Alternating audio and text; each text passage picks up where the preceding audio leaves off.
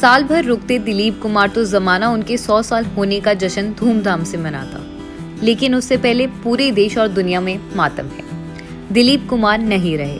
सांसों की आवाजाही में लगातार रुकावट होती रही। उनके नजदीकी उनके सेहतमंद होने की लगातार दुआ करते रहे, लेकिन हर दुआ कबूल ही कहाँ होती है।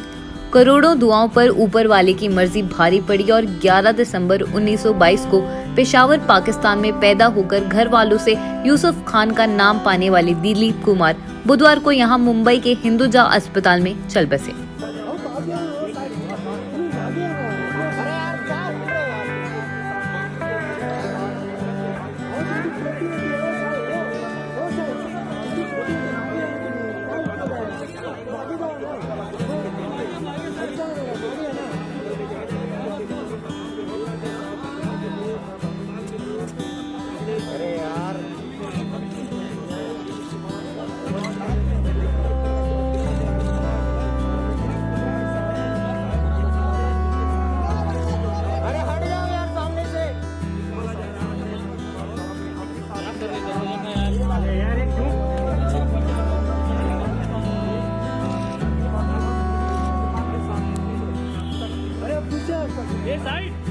अरे साइड आ जाओ यार, साइड साइड साइड, अरे साइड, वाइट साइड, अरे वाइट साइड है,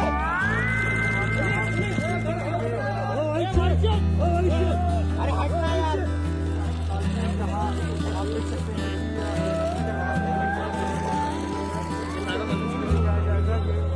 अरे क्या करता है यार।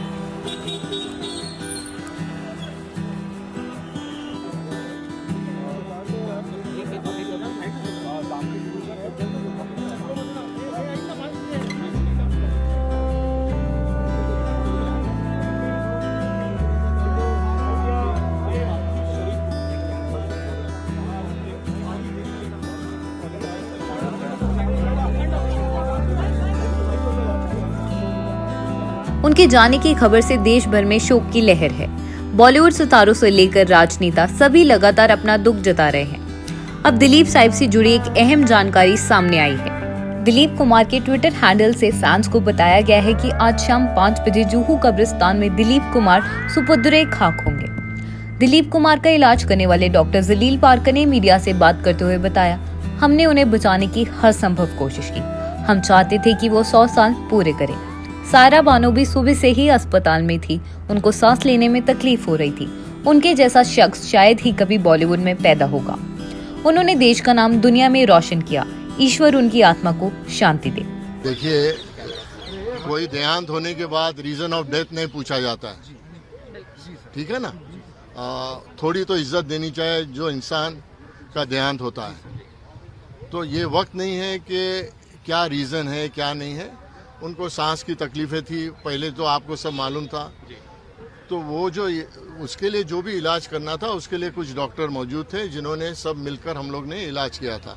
उसमें सब में पहले जो थे उनके कार्डियोलॉजिस्ट डॉक्टर नितिन गोखले थे, फिर मैं था। नितिन गोखले तो उनके मुझे लगता है 21 साल के ऊपर इलाज उनका कर रहे थे, मैं 20 साल से कर रहा था।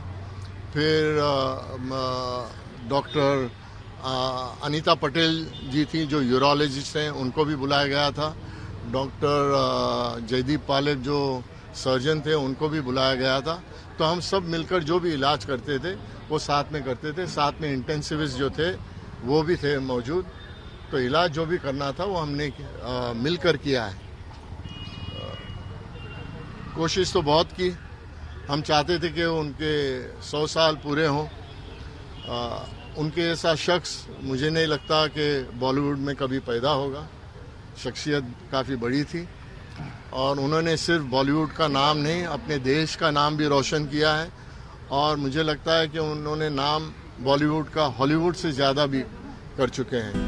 जहां एक तरफ अभिनेत्री शबाना आजमी, शाहरुख खान, धर्मेंद्र, विद्या बालन समेत कई बड़े सेलिब्रिटीज दिलीप साहिब को श्रद्धांजलि देने उनके घर पहुंचे हैं, वहीं दूसरी तरफ महाराष्ट्र के चीफ मिनिस्टर उद्धव ठाकरे भी ट्रेजेडी किंग को अंतिम विदाई देने पहुंच गए हैं। वीडियो में वो दिलीप कुमार की पत्नी सायरा बानो से बातचीत करते दिखाई दे रहे हैं। पुलिस का कहना है कि अंतिम दर्शन के लिए सिर्फ सेलिब्रिटीज को अंदर आने की इजाजत दी जाएगी। ऐसा कोरोना को ध्यान में रखते हुए किया जा रहा है।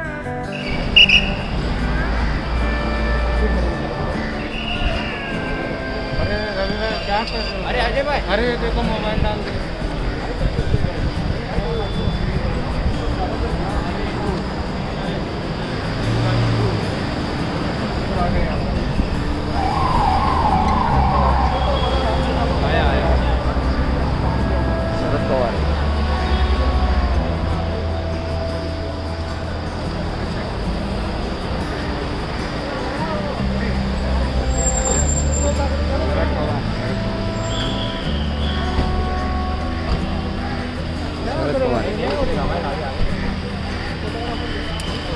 अरे शरद पवार भी है।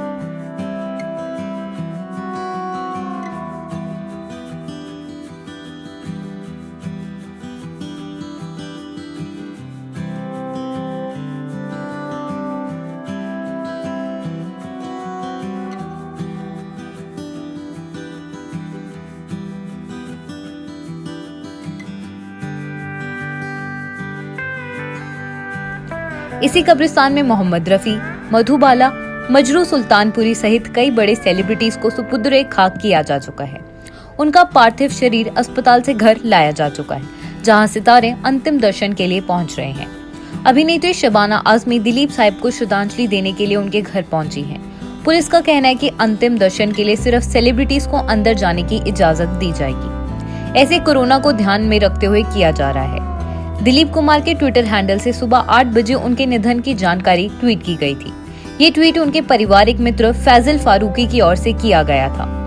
दिलीप साहिब ट्रेजेडी किंग के साथ ऑलराउंडर एक्टर भी कहे जाते थे। 25 साल की उम्र में वे देश के नंबर 1 एक्टर के रूप में स्थापित हो गए थे। दिलीप कुमार का असली नाम मोहम्मद यूसुफ खान था। उनका जन्म 11 दिसंबर 1922 को हुआ था।